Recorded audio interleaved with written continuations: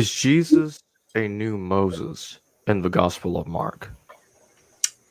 Well, I think some passages present him as being a Mosaic figure, um, especially, for example, uh, in Mark, uh, he performs two feedings of a multitude of people, and he makes them sit down group by group.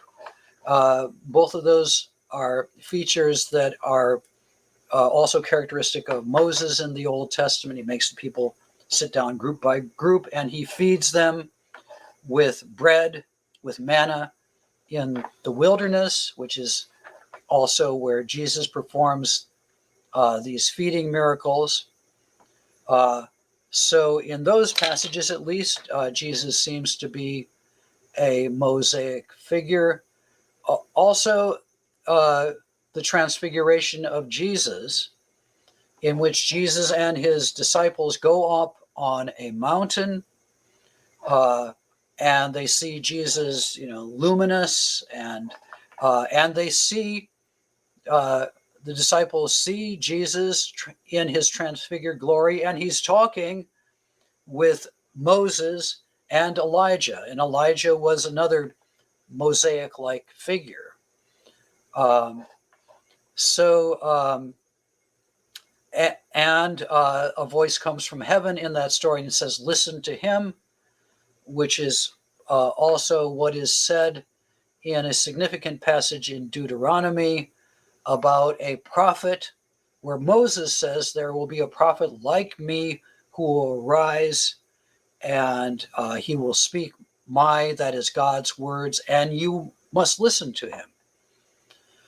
Uh, and when Moses comes down from the mountain of, when Moses comes down from the mountain of Sinai, in one of the descriptions in Exodus, he is shining, and the people are afraid when they see him. And so I would say both of those passages, the feeding miracles and the transfiguration, they do definitely seem to present Jesus in a Mosaic light. On the other hand, I think that Mark, like the other gospel writers, probably also thinks that the Mosaic typology, the figure of Moses, isn't quite big enough to encompass everything that Jesus is. And I think that Mark would probably say that Jesus is also superior to Moses. So, in those two passages, at least, it seems to me that Jesus is being presented as something more than Moses, perhaps as a new Moses, but a Moses whose new version of the law supersedes the previous version, which is what most Jews lived by.